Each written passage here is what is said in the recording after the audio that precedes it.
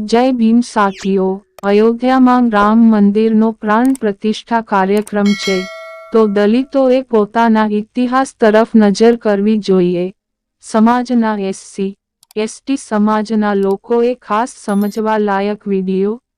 શ્રીરામ શૂદ્રોના વિરોધી હતા. તેમણે શૂદ્ર ગોત્રના શંભુકનો વધ કર્યો હતો. નિર્દોષ શંભુકને મારી નાખ્યા હતા.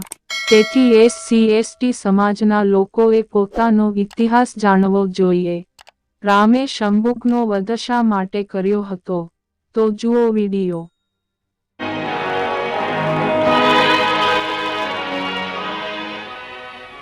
मुनिवर, आपके अनमोल वचनों के कुछ अंशों को सुनकर हम आपके कृतज्ञ हैं. ऐसे उच्च विचार तो हमने जीवन में प्रथमतः ही सुने हैं. मुनिवर, हम दशरथ पुत्र राम हैं. अहोभाग्य हमारी, आज इस आश्रम की भूमि आपके आगमन से पावन हो गई. स्वयं प्रजापालक ही हमारे आतिथ्य में आए हैं. मुनि श्रेष्ठ, आप जैसे महान ज्ञानी ऋषियों के कारण ही हमारे राज्य की भूमि पावन है. किंतु आज तक आप जैसे सद्गुरु से हमारा परिचय कैसे नहीं हुआ? मुनिवर, क्या मैं पूछने की धृष्टता कर सकता हूं कि आप किस गोत्र और कुल से संबंधित हैं? अतिथि, मैं शंभुक, मैं शूद्र कुल से हूं. भ्रष्ट कर दिया शूद्र ने, पानी पिलाकर अपवित्र कर दिया हमें. छी छी, अब शरीर शुद्धि के लिए गौमूत्र छिड़कना होगा. ज्ञान की ऊंचाई पर एक नीच शूद्र? हमारा हृदय इसे स्वीकार नहीं करता. किंतु ये सत्य है राजा राम, मैं शूद्र हूं.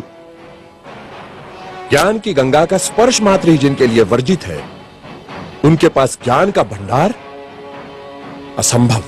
तभी तो राम राज्य में अराजकता फैली. राम, क्या आपको ज्ञात है कि धर्मानुसार आपका अपराध जघन्य है? मेरा अपराध? क्या शूद्र का ज्ञान प्राप्त करना अपराध है? हाँ, अपराध है. जिसके कारण हमारे राज्य में एक ब्राह्मण पुत्र की अल्पायु में मृत्यु हो गई. हे कर्तव्यनिष्ठ राम, बड़े ही दुख के साथ मुझे कहना पड़ रहा है कि निष्कारण ही आप मुझे ब्राह्मण पुत्र की मृत्यु का दोषी ठहरा रहे हैं. जिस घटना से मेरा कोई संबंध नहीं, उसका मुझ पर. राजा राम, मैंने कहता था जिसका जो कार्य है वही कार्य उसे करते रहना चाहिए. नहीं तो ये शूद्र भी एक दिन अपना सर उठाकर हमको ज्ञान पढ़ाएंगे. राजा राम, तुमको असंगत कहेंगे. शंभुक, तुमने धर्म की मर्यादा का उल्लंघन किया है. मैंने किसी धर्म की मर्यादा का उल्लंघन नहीं किया है. मैं एक ही धर्म को मानता हूं. वो धर्म है प्रकृति का धर्म, और उसके अनुसार सभी मानव समान हैं. न कोई ब्राह्मण है, न कोई शूद्र है. देखो देखो इसकी जीवा कैसी लप लपा रही है. भविष्य में शास्त्र धर्म की शिक्षा देकर तुम राजा राम को ही आह्वान दोगे. ऋषि, हमें किसी राजसत्ता और वैभव की लालसा नहीं है. हमें तो सिर्फ एक मानव जैसा जीवन व्यतीत करना है. और फिर बस समाप्त करो तुम्हारे वचन. 2 अक्षर क्या पढ़ लिए, हमें ही ज्ञान की भाषा सिखाने लगे.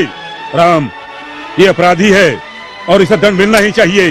नहीं तो ऐसे पापियों के कारण हमारे राज्य में आपत्ति आ सकती है. आपके धर्म की पाप और पुण्य की कल्पना से मैं अच्छी तरह परिचित हूं. वो सारा पाखंड आपने अपने स्वार्थ के लिए रचा है और सारी प्रजा को मूर्ख बना रहे. अपनी वाणी को रोको शंभुक. हम अपने परम पूज्य गुरु का और अपमान नहीं सह सकते. तुमने धर्मोल्लंघन किया है, जिसके कारण हमारे राज्य में एक ब्राह्मण पुत्र की अल्पायु में मृत्यु हो गई. हम अपने राज्य के ब्राह्मणों को और व्यथित नहीं कर सकते. शूद्र, किंतु ब्राह्मण पुत्र की मृत्यु का कारण मैं कैसे हो सकता हूं? हे राजन, बड़ी नम्रता से दुस्साहस कर रहा हूं. आप तनिक अपने मन दर्पण में झांक कर तो देखें, तो आपको पता चलेगा कि आज की और कल की आपकी छवि में कितना अंतर पड़ा है. हे मर्यादा पुरुषोत्तम, राजा के अहंकार को कुछ क्षण के लिए त्याग कर तो देखो. मुझे स्वप्न में भी आशा नहीं थी कि देवताओं के मान्यवर दशरथ पुत्र राम का इतना नैतिक पतन हो जाएगा. किसी के पास कह दिया तो आपके सोचने की शक्ति क्षीण हो गई. राजदंड की आड़ में ऋषि का वध करने के लिए उद्युक्त हो गए. दोषी मैं नहीं राजा राम, अपितु ब्राह्मण पुत्र की मृत्यु के लिए दोषी आप हैं. अपनी विष उगलती जिह्वा को रोको शंभुक।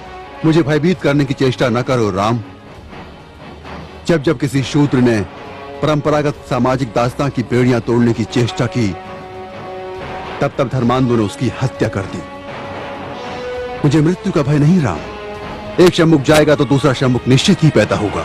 शंभुक, मैं राम, स्वाभिमान और स्वतंत्रता का लघु जीवन भी दास्ता और अपमान से भरे दीर्घायु से कई गुना सुखकर है।